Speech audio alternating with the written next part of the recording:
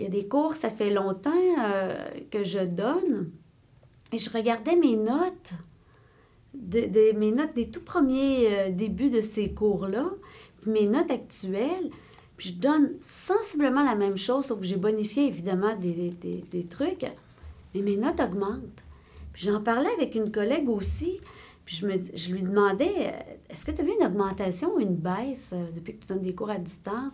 Elle dit non. Elle dit, moi, c'est en progression. Elle dit, là, il faut que je complexifie mes choses. Ben, j'ai dit, je suis rendue là, moi aussi. Là, je commence à penser que ça répond bien aux besoins. C'est merveilleux. Alors, là, je vais aller un petit peu plus loin avec eux, là.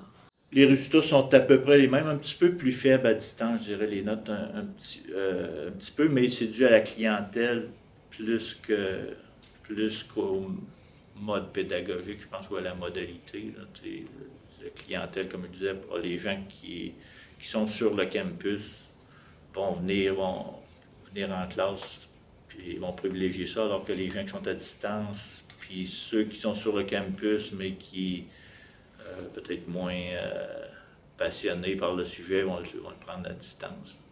Oui, je pense que ce qu'on peut dire en production laitière, ce qu'on voit, c'est qu'il y a des excellents étudiants à distance qui ont des aussi bonnes notes que ceux en classe.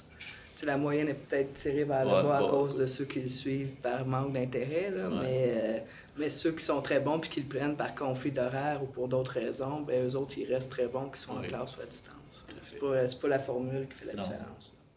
C'est autant, sinon meilleur qu'avant. Comme je disais, puis c'est pas nécessairement que eux travaillent plus, mais que moi, j'ai mieux travaillé à la planification puis à l'articulation des séances des unes aux autres.